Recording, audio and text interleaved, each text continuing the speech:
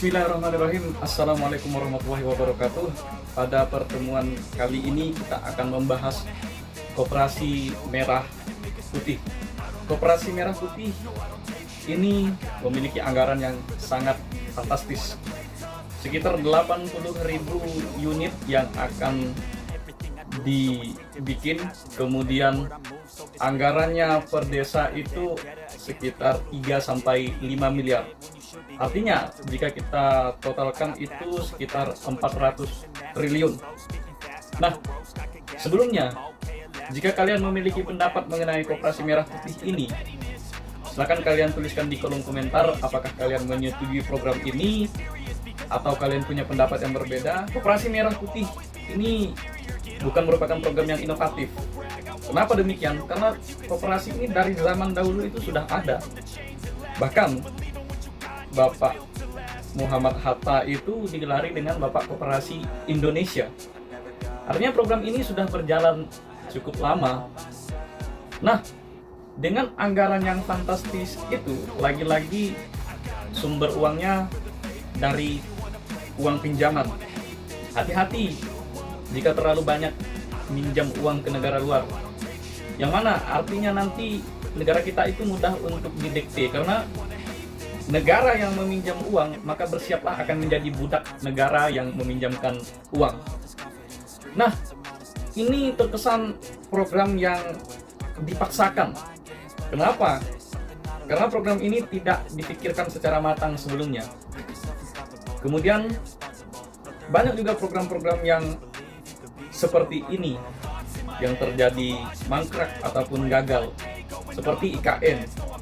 Itu kan seperti program yang dipaksakan.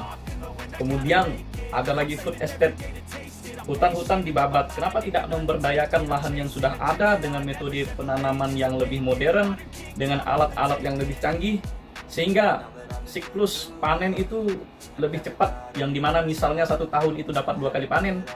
Nanti dengan teknologi yang terbaru, dengan alat-alat yang canggih, 1 tahun bisa 3 kali atau 4 kali misalkan. Kemudian makan siang gratis, itu juga terkesan dipaksakan. Banyak juga yang makanan-makanannya itu tidak layak, ataupun ada yang basi ataupun busuk. Kemudian banyak program-program yang seharusnya itu tidak perlu dilakukan. Misalkan Koperasi Merah Putih ini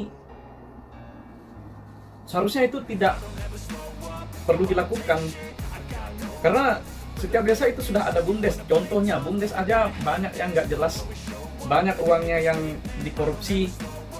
Kalau kalian tahu, banyak itu dana-dana desa yang 2 miliar.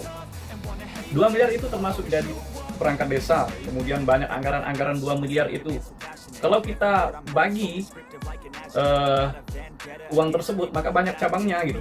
Misalnya uang untuk gaji RT dari situ juga, kemudian untuk pembangunan dari situ juga, kemudian uang untuk pemberdayaan dari situ juga. Artinya 2 miliar ini banyak cabangnya gitu, banyak pembagiannya. Itu 2 miliar saja banyak yang dikorupsi, apalagi koperasi ini yang nilainya fantastis. Satu desa atau kelurahan itu 3-5 miliar. Nah, kalau memang tujuannya tadi untuk mensejahterakan rakyat, itu masuk ke akal juga ya. Kita juga harus objektif untuk mensejahterakan rakyat, kemudian untuk membuka lapangan pekerjaan, kemudian untuk menekan inflasi, kemudian Koperasi Merah Putih ini juga bertujuan untuk menstabilkan harga-harga ya, untuk memerangi tengkulak-tengkulak yang nakal. Nah, tetapi kan bisa dengan cara yang berbeda gitu. Misalkan untuk memerangi tengkulak-tengkulak itu, bikin saja regulasi. Dinas-dinas itu difungsikan. Dinas-dinas itu rajin-rajin turun ke lapangan. Apabila perlu itu diperbanyak lagi anggota-anggotanya. Misalkan setiap kecamatan itu ada 1 orang perwakilan dari Dinas Pertanian untuk mengecek harga-harga di kecamatan tersebut. Harga beli ya, harga beli misalkan kelapa di kecamatan A itu 5.000, di kecamatan B 6.000, di kecamatan C 7.000. Nah, artinya itu kan permainan tengkulak gitu. Coba dari Dinas Pertanian, masing-masing kecamatan itu ada 1 orang untuk mengecek harga tersebut secara rutin. Nah, untuk menstabilkannya seperti itu. Maksudnya gini ya, oke lah kita setuju dengan program itu, cuma anggarannya itu bukan main-main 3-5 miliar. Nantinya anggaran tersebut itu kita takutkan dikorupsi lagi. Contohnya pengadaan EKTP kemarin kan dikorupsi. Yang mana apabila ada anggaran belanja barang atau jasa ini pasti riskan ataupun rawan untuk dikorupsi. Ya kita tahulah negara kita ini kan banyak koruptornya, dari hal terkecil ruang lingkup desa hingga ruang lingkup pemerintah pusat seperti itu. Saya tidak berbicara asal-asalan, ini juga berbicara berdasarkan fakta di lapangan. Coba jangan dululah inovasi-inovasi, nanti takutnya nggak jelas, takutnya ini mangkrak lagi, takutnya ini dikorupsi lagi besar-besaran, diadakan lagi desa-desa fiktif. Lumayan loh satu desa 3-5 M. Coba kita lebih cerdas untuk berpikir lebih analitis, untuk menggunakan uang yang, katakanlah uang ini tidak sedikit. Apa yang terjadi di negara kita sekarang? Problematika terbesar itu adalah korupsi. Saya pernah ngobrol dengan salah satu profesor dari ITB, yang mana beliau itu bertugas di Kementerian Luar Negeri Kuala Lumpur, Malaysia. Beliau mengatakan yang membuat negara kita miskin itu koruptornya. Prof. Mahfud juga ada bilang, kalau nggak ada koruptor ini, satu orang manusia yang ada di Indonesia itu dapat uang 30 juta. Bayangkan, satu orang. Nah, cobalah dibenahkan dulu yang namanya koruptor ini. Bila perlu itu dihukum mati, jangan ada lagi HAM. Ya memang itu kalau kita membunuh orang itu pelanggaran HAM, tetapi koruptor itu sudah membunuh berapa orang. Misalkan korupsi anggaran COVID. Nah, gara-gara anggaran COVID itu dipangkas ataupun dikorup, maka berapa ribu orang yang menjadi korbannya gitu. Nah, sedangkan satu orang ini yang telah membunuh banyak orang dilindungi dengan nama HAM. Jangan seperti itu, kita lebih bijak. Nah, jika korupsi ini kita benahi dulu, maka kita mau bikin program apapun enak. Bahkan dengan uang yang tidak banyak. Kita bisa mengelola uang yang tidak banyak, tetapi menjalankan program yang luar biasa. Cobalah BUMDes kita tekan untuk dimodernisasi, untuk diperbarui sistemnya. Jangan menggunakan sistem-sistem yang kolot lagi. Ditekankan per desa itu BUMDesnya harus ada, jadi sehingga ada pemasukan dari desa. Jika ada pemasukan dari desa, mungkin nantinya desa itu menjadi lebih mandiri, gitu, punya pendapatan ataupun penghasilan sendiri. Kemudian jika koruptor ini kita berantas habis, maka banyak perusahaan-perusahaan luar negeri yang mau berinvestasi di Indonesia. Permasalahan dari investor luar ataupun investor asing tidak mau berinvestasi di Indonesia ini kan, ya pejabat-pejabatnya rata-rata nafsu dengan uang, koruptornya banyak. Itu yang menyebabkan investor luar tidak mau berinvestasi di Indonesia. Nah, jika ada investor yang berinvestasi di Indonesia, maka lebih banyaklah peluang pekerjaan untuk masyarakat Indonesia sendiri. Seperti itu pola pikirnya. Jangan inovasi dulu.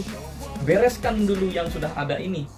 Apakah yang mau diberantas koruptornya itu merupakan teman satu kamar, ataupun teman satu rumah, ataupun teman satu partai, sehingga tidak mau memberantas koruptor? Memang negara ini kalau kita pikirkan itu sangat rumit permasalahannya. Tapi kalau kita genahkan satu persatu, ataupun jika kita selesaikan permasalahan itu satu persatu, maka kita lebih mudah untuk membuat program-program yang lebih inovatif. Ya, semoga Koperasi Merah Putih ini menjadi program yang berjalan dengan lancar. Saya tetap mendukung, ya walaupun saya tadi memberi kritikan, tetapi saya cinta dengan negara ini. Saya selalu memberikan saran pada kritikan saya. Sebagai negara demokrasi, selagi ada kritikan, ya maka hiduplah demokrasi tersebut. Namun jika tidak ada kritikan, maka negara demokrasi itu, indeks demokrasinya itu di bawah rata-rata.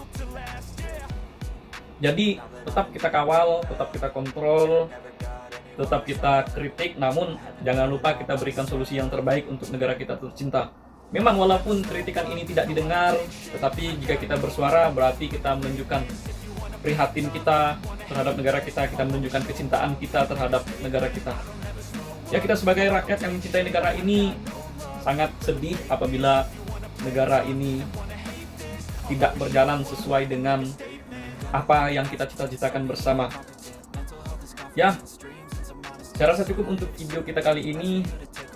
Terima kasih atas atensinya. Kurang lebihnya saya mohon maaf. Saya akhiri dengan billahi taufiq wal hidayah. Wassalamualaikum warahmatullahi wabarakatuh.